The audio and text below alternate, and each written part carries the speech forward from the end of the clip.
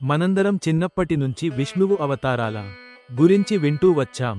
మత్స్యావతారం గురించి విన్నాం, కూర్మావతారం గురించి విన్నాం, వరాహావతారం గురించి కూడా విన్నాం. ఇలా విష్ణువు 10 అవతారాలు ఉన్నాయని మనకు తెలుసు. కానీ విష్ణువు ఎందుకు 10 అవతారాలు మాత్రమే ఎత్తాడు? మనం ఎప్పుడైనా ఆలోచించామా? ప్రతి అవతారం వెనుక ఒక లోతైన రహస్యం దాగి ఉందని. మీకు తెలుసా?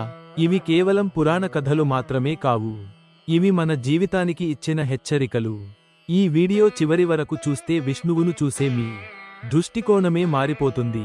ప్రళయకాలంలో సమస్త ప్రపంచం నశించే పరిస్థితి ఏర్పడింది. ఆ సమయంలో వేదాలను రక్షించడానికి విష్ణువు మత్స్యావతారం ఎత్తాడు. జ్ఞానం లేకపోతే ప్రపంచమే అంధకారంలోకి వెళ్తుందని ఈ అవతారం చెబుతుంది.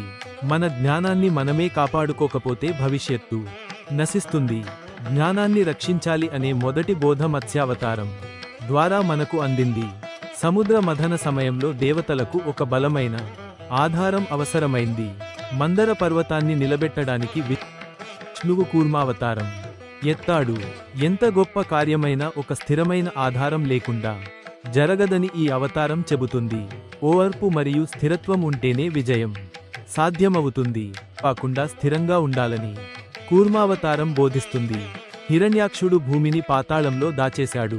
భూమిని రక్షించడానికి విష్ణువు వరాహావతారం ఎత్తాడు. దైవమే వచ్చి భూమిని పైకి తీసుకొచ్చాడు. ప్రకృతి నాశనం అయితే జీవితం నశిస్తుందని ఈ అవతారం చెబుతుంది. భూమిని కాపాడటం మన అందరి ధర్మం అని వరాహావతారం గుర్తు చేస్తుంది. హిరణ్యకశిపుడు తన అహంకారంతో దైవాన్ని సవాల్ చేశాడు. భక్తుడైన ప్రహ్లాదుని రక్షించడానికి విష్ణువు నరసింహావతారం ఎత్తాడు. అర్ధనరుడు మరియు అర్ధసింహుడిగా అవతరించాడు. అహంకారం ఎంత గొప్పదైనా భక్తి ముందు ఓడిపోతుందని ఈ అవతారం చెబుతుంది. దైవాన్ని సవాల్ చేయడం వినాశనానికి దారి తీస్తుందని నరసింహావతారం హెచ్చరిస్తుంది. మహాబలిని పరీక్షించడానికి విష్ణువు వామనావతారం ఎత్తాడు. 3 అడుగుల భూమిని అడిగాడు. 3 అడుగులతో 3 లోకాలను కొలిచాడు. వినయం ఉన్నవాడే నిజంగా గొప్పవాడని ఈ అవతారం చెబుతుంది. అహంకారానికి అంతం వామనావతారంతోనే మొదలైంది. అధర్మం హద్దు దాటినప్పుడు విష్ణువు పరశురామావతారం ఎత్తాడు. అధర్మం చేసిన క్షత్రియులను శిక్షించాడు. న్యాయం ఎప్పుడూ తప్పదని ఈ అవతారం చెబుతుంది.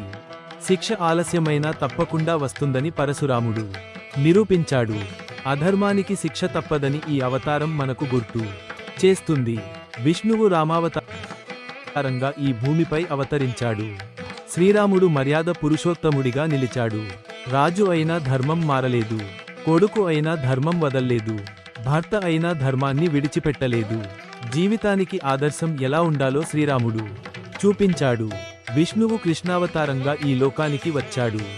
భగవద్గీత ద్వారా గొప్ప జ్ఞానం ఇచ్చాడు. కర్తవ్యమే మన చేతిలో ఉందని కృష్ణుడు చెప్పాడు. ఫలితం మన చేతిలో లేదని గీత బోధిస్తుంది. కర్మ చేయాలి కానీ ఫలితానికి బంధింపబడకూడదని అవతారం చెబుతుంది. హింస మార్గాన్ని విడిచిపెట్టడానికి విష్ణువు బుద్ధావతారం ఎత్తాడు. శాంతి మార్గాన్ని ప్రపంచానికి చూపించాడు. కోపం కాదు కరుణే నిజమైన శక్తి అని బుద్ధుడు బోధించాడు. మనసు మారితే ప్రపంచమే మారుతుందని ఈ అవతారం చెబుతుంది. కల్కి అవతారం ఇంకా రాలేదు. కలియుగాంతంలో ఈ అవతారం రాబోతుందని శాస్త్రాలు చెబుతున్నాయి. అధర్మం హద్దు దాటితే వినాశనం ఖాయమని ఈ అవతారం హెచ్చరిస్తుంది. మనమే మారితే కల్కి అవతారం అవసరం ఉండదని సందేశం చెబుతుంది. విష్ణువు 10 అవతారాలు కేవలం కథలు కావు. ఇవి మన జీవితానికి 10 పాఠాలు. ఇవి మన భవిష్యత్తుకు 10 హెచ్చరికలు. ఈ సందేశాలను మన జీవితంలో అమలు చేస్తే మార్పు ఖాయం.